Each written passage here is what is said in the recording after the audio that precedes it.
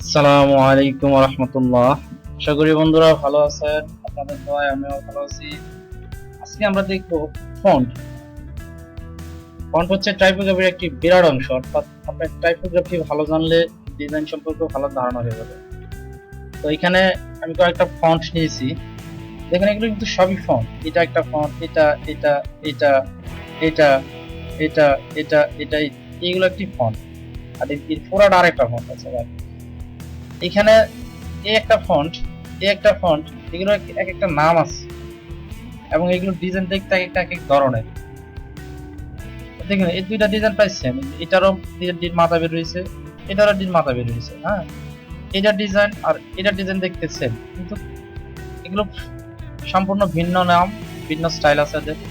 এটা দেখতে এক ধরনের, এটা দেখতেও এক ধরনের, অর্থাৎ এই দুইটা এক স্টাইলের ফন্ট, এই দুইটা এক স্টাইলের ফন্ট, এটা আর এটা এক স্টাইলের ফন্ট। তো ফটোশপ এরকমই, এইখানে যদি দেখাই এটা এক স্টাইলের ফন্ট,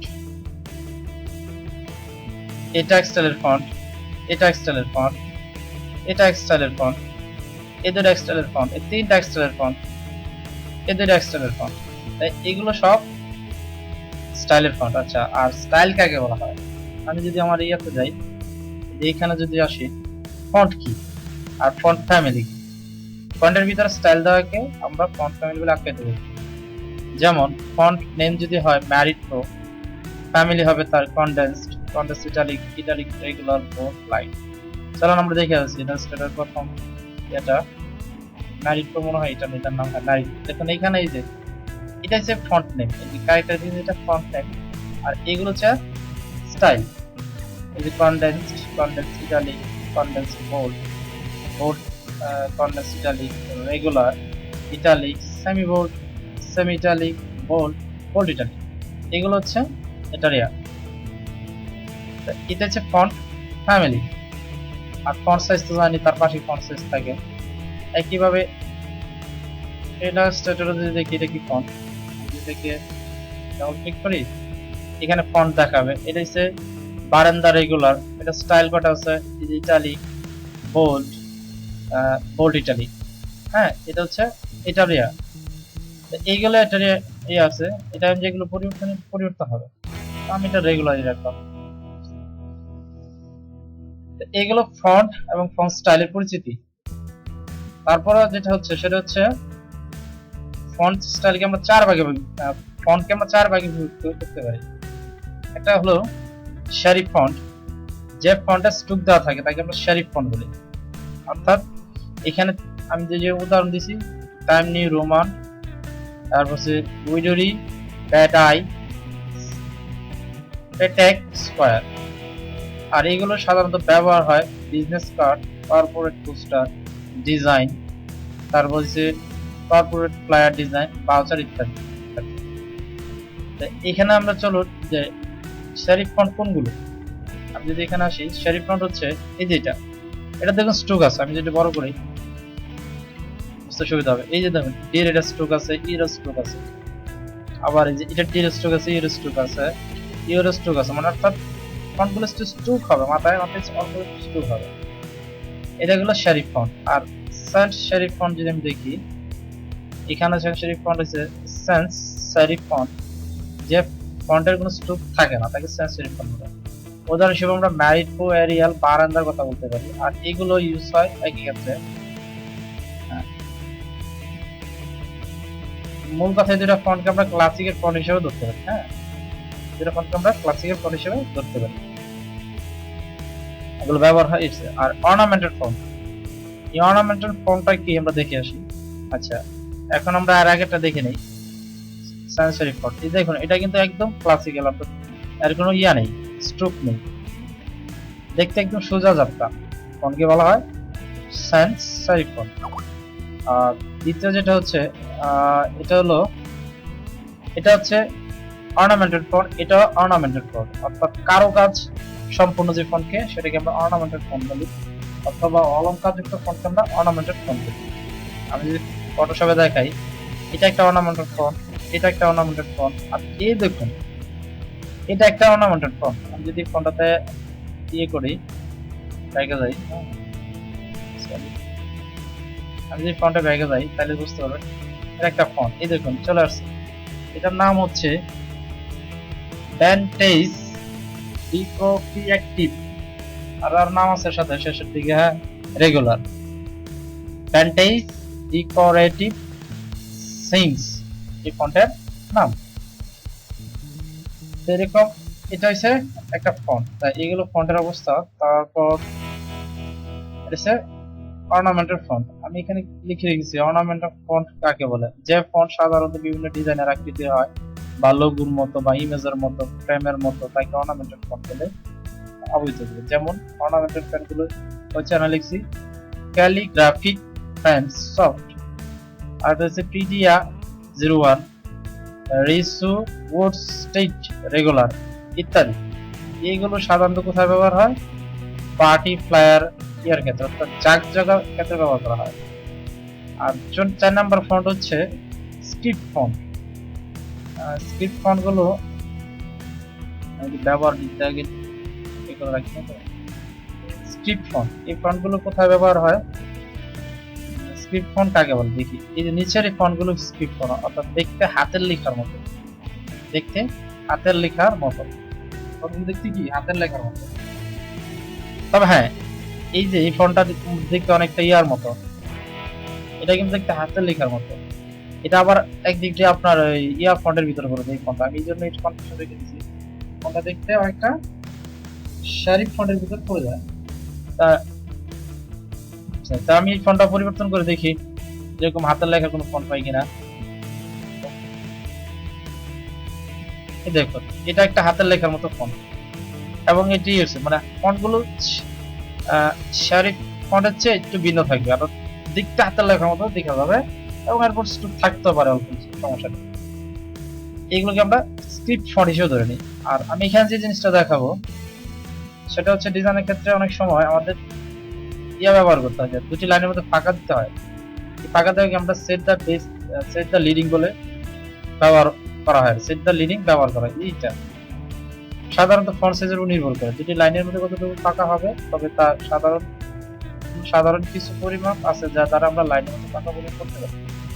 ফন্ট সাইজ যদি ফন্ট সাইজকে আমরা 1.4 বা 1.5 দ্বারা গুণ করলে যে মাপ পাওয়া যাবে সেটাই দুইটা লাইনের মধ্যে ফাঁকা দিতে হবে।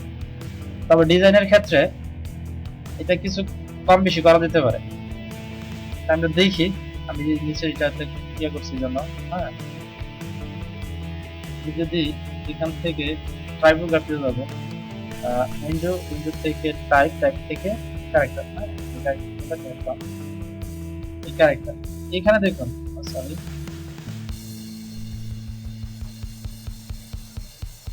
এই যে ক্যারেক্টার, এই যে এটা হচ্ছে, আমি যদি এখানে ইয়া ধরি, এটা হচ্ছে leading, set the leading. Font হচ্ছে আমার 54। আমি যদি 54 রে সরি ক্যালকুলেটর 54 রে যদি আমি ফন্ট এখানে 54 রাখছি, 54 ইন্টু 1.4 অর্থাৎ 75 পিজি ফাঁকা দিলে সুন্দর হয়। তাহলে আমি এটাকে 75 দিলে সুন্দর হয়। তবে ডিজাইনের ক্ষেত্রে ছোট বড় করা যেতে পারে। তারপর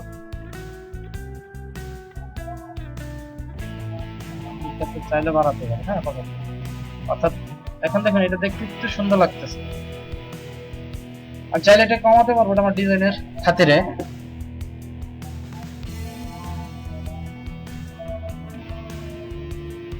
তো এটা হলো একটা ফন্ট, আর আপনি চাইলে এটার হাইট বাড়িয়ে কমিয়ে দেখতে পারেন। যদি সেটা আছে ডিসপ্লে অটো মোড,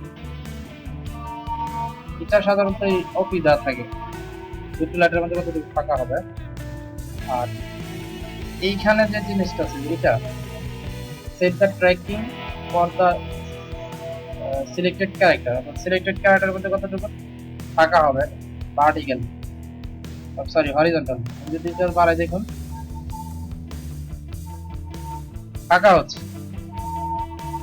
এটা সাধারণত অটোই দেওয়া থাকে। আবার আপনি চাইলে পুরোটাকেও ফাঁকা করতে পারবেন।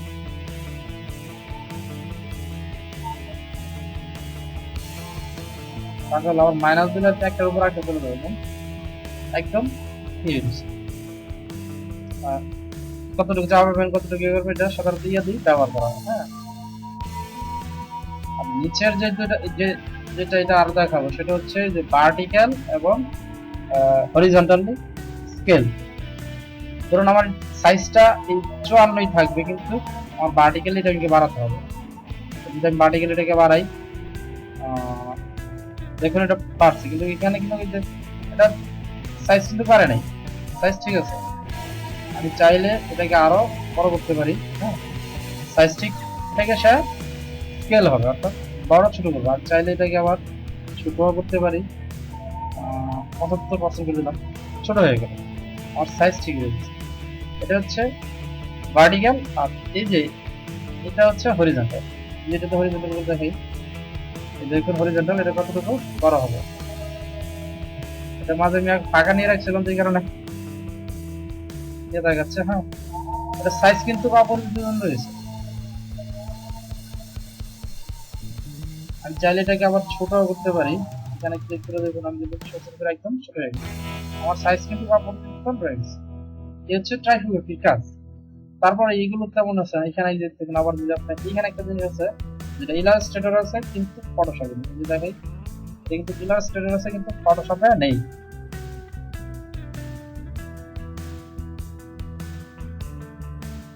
এটা কিন্তু ফটোশপে নেই। আমি যদি দেখাই, এটা কিন্তু ফটোশপে নেই।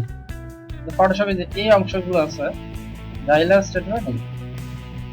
দেখাই, ফটোশপে যে অংশগুলো আছে ইলাস্ট্রেটর আছে, কিন্তু তার নিচের এই অংশগুলো দেখুন, এগুলো নেই। এগুলো কি আছে নিচের এইগুলো নেই, দেখছেন? এখানে একটা জিনিস আছে ফটোশপ ইলাস্ট্রেটর, সেটা হচ্ছে রোটেট। আপনি চাইলে আপনার লেখাকে রোটেট করতে পারবেন। দেখুন সে রোটেট হচ্ছে, কি অ্যাঙ্গেল রোটেট হচ্ছে, আপনাকে কষ্ট করে করা লাগবে না, আপনি এখান থেকে করতে পারবেন, যেটা ফটোশপে নেই। হ্যাঁ, ফটোশপে নেই। আর বাকি সবগুলো ফটোশপে আছে। ক্যারেক্টার দিচ্ছে, বারান্দা, তারপর font size, set the face, set the leading, set the turning between two character, or set the select character or the tracking character, আর এটা হচ্ছে vertical scale, horizontal scale। আর এটাও ইয়াতে আছে, এটা হচ্ছে set the base shift, অর্থাৎ এটা এখান থেকে উপর দিকে উঠে যাবে। আমি যদি এটাকে বাড়াতে থাকি দেখুন এর উপর দিকে উঠে যাবে, অর্থাৎ এর জায়গা নিচ্ছে, একটু জায়গা নিয়ে নিচ্ছে, একটু জায়গা নিয়ে সেটা উপর উঠে গেছে। This is set the base layer কাজ। আমি এটাকে এগুলো রাখতে পারি, এটা লিখে আছে সবই আছে এখানে, অর্থাৎ এটার মধ্যেই। তো এগুলো ফন্টের কাজ, অর্থাৎ ফন্টের ইয়া, যেটাকে বলা হয় টাইপোগ্রাফি।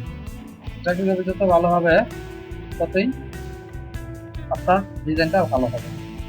তো আজকে এই পর্যন্তই। আর আমি এটা আমার দিয়ে দিব, আপনারা করে নেবেন, এটা লিঙ্কটা দিয়ে দিব, আপনার করে নেবেন, তাহলে আপনাদের বুঝতে সুবিধা হবে। আজকে এই পর্যন্ত বইগুলি শেষ করছি। আল্লাহ হাফেজ।